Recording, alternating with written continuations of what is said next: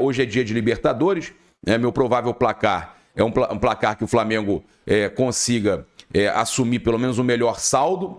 Se o Flamengo não conseguir, pelo menos assumir a liderança, porque o Bolívar pega o Milionários. O Bolívar jogou fora de casa e venceu de goleada o mesmo Palestino que a gente enfrenta hoje no Maracanã. Então o Flamengo tinha obrigação, pela lógica, tá? Falando de questão de resultado, Palestino fora de casa, perdeu em casa para um time de altitude, ou seja, não foi nem na altitude, perdeu de goleada. O certo era o Flamengo meter uns 5, 6, pelo menos no Palestino. Mas futebol não é essa lógica que funciona. O Flamengo vencendo, conseguindo pelo menos 2 ou 3 gols já seria muito importante, né? E torcer por um empate. O empate do Milionários, que está acostumado com a altitude, né? Eles jogam na altitude de 2.600 e vão jogar a 3.600, mais ou menos, 1.000 metros a mais, mas estão acostumados com a altitude. Então, podemos esperar um jogo equilibrado entre Bolívar e Milionários. Então, um empatezinho seria bom e aí o Flamengo golearia, né? Importante. Por que é importante golear o Palestino? Porque aí no saldo o Flamengo assume a primeira colocação, mesmo com 4 pontos, junto com o Bolívar, caso, né, volto a dizer, tenha um empate entre Bolívar e Milionários. Aí o Milionário ficaria com 2, né, e o Palestino com 0. Então o grupo do Flamengo, um grupo bem complicado, tá? Um grupo difícil, e o Flamengo tem que confirmar essas 3 vitórias em casa, vencer o Palestino também, que foi goleado em casa, vencer o Palestino fora de casa. É muito importante o Flamengo vencer o Palestino lá, assim como o Bolívar fez, que aí o Flamengo garantiria, contando os 3 jogos em casa, né, 9, mais esse jogo com o Palestino, 12. E aí você tenta, né, somar um ponto pelo menos na altitude, 13 com um ponto que já tem 14. O ideal era ganhar, chegar a 16 pontos. O Flamengo poderia estar aí conseguindo essa classificação como um dos principais, o melhor primeiro colocado geral, né? Eu acho que é possível, mas não pode ficar perdendo ponto. Bem, vamos lá, o jogo às 21h30 hoje, segunda rodada da fase de grupos da Copa Libertadores, Maracanã aí com transmissão de Globo e Paramount Plus, né? A provável escalação do Flamengo tem uma possível novidade, né, com o Rossi, Varela, Léo Ortiz, Léo Pereira e Ayrton Lucas. E aí, do meio para frente, o meio que a gente já conhece com Eric Pulgar, De La Cruz, Arrascaeta, Everton Cebolinha, Luiz Araújo e Pedro. Tem gente cogitando a possibilidade do Bruno Henrique entrar no lugar do Luiz Araújo. É interessante, o BH entrou bem no jogo passado. O Luiz Araújo não vive o seu melhor momento, mas para mim é bom jogador, espetacular o Luiz Araújo. Mas, então a dúvida seria basicamente essa. Eu acho que vai esse time que a gente falou aqui com o Luiz Araújo e Pedro mesmo. Tá? Os desfalques seguem sendo aí Gerson em recuperação, né? Tá treinando já, mas está se recuperando. O Wesley lesionado, o Gabi suspenso e o Carlinhos, que não foi inscrito na primeira fase da Libertadores, só vai poder entrar a partir das oitavas. O Flamengo se classificando, ele pode entrar nas oitavas da Libertadores. O provável time do Palestino: César Rigamont, Benjamin Rojas, Antônio César, Christian Soares e Dylan Zuniga, tá? Nicolás Linhares, Fernando Cornejo, Misael Dávila, Brian Carrasco, Jonathan Benítez e Gonçalo Sousa, tá? O técnico, o Pablo Sanches. O árbitro é o Facundo Telo, da Argentina. Auxiliaram Gabriel Chad, também da Argentina. Outros 2 hermanos aí, no auxiliar 2, o Sebastián Raineri e o VAR, né? O Germán Delfino, tá? Então, arbitragem toda hermana, toda argentina. Pois é. Buenas noches, meu companheiro. É isso aí.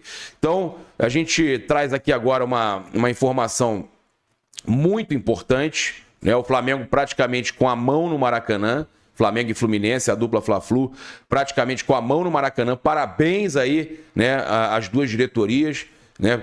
Muito perto de ganhar essa licitação. O governo do estado do Rio de Janeiro divulgou na madrugada desta quarta-feira as notas da segunda fase da licitação do Maracanã. O consórcio Fla-Flu foi quem obteve a maior nota, com 117 pontos.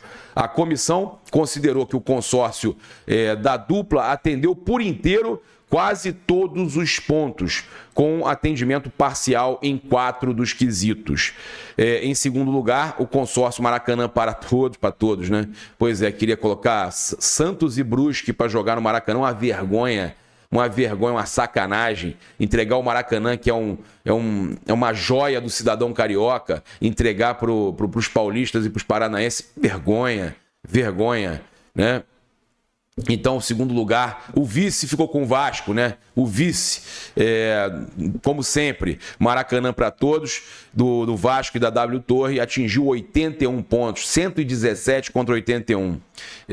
A comissão entendeu que o consórcio atendeu parcialmente, somente 3 requisitos, e não atendeu completamente a 2 deles. Inteiramente não atendeu 2 deles.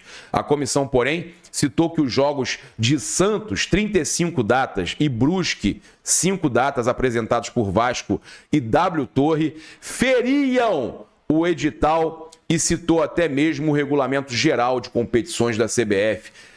Os caras feriram o edital. Uma vergonha. O consórcio RNGD obteve 54 pontos e foi desclassificado. O parecer pela desclassificação se deu por não atingir número mínimo de 25 jogos, seja como detentor das partidas ou em acordo com clubes. Tá? Além disso, também era prevista a desclassificação do consórcio que tivesse nota inferior a 70 pontos. Boa tarde, abençoadas e abençoados! Venham assistir e conferir as principais notícias do nosso Flamengo. Já chega deixando o seu like humilde, é de suma importância. Se inscreva no canal, galera, é de graça, não paga nada. E também me diz a cidade que vocês moram, me diz de qual lugar do Brasil vocês estão vendo esse vídeo top, pra mim responder geral. E vejam essa excelente notícia que acabou de sair. O Flamengo relaciona goleiro campeão da Libertadores para jogo contra o Palestino. É isso mesmo, galera. O rubro-negro está se preparando para enfrentar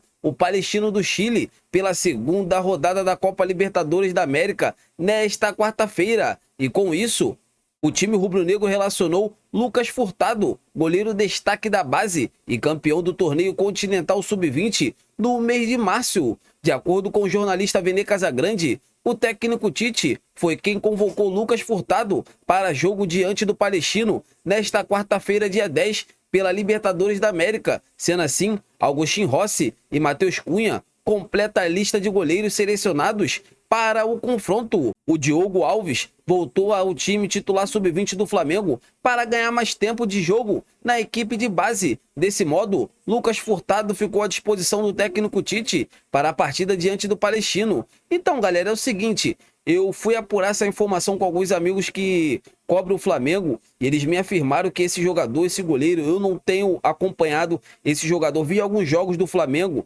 nesse grande título da Libertadores e assim, o Lucas Furtado é visto dentro do Flamengo como uma joia excepcional.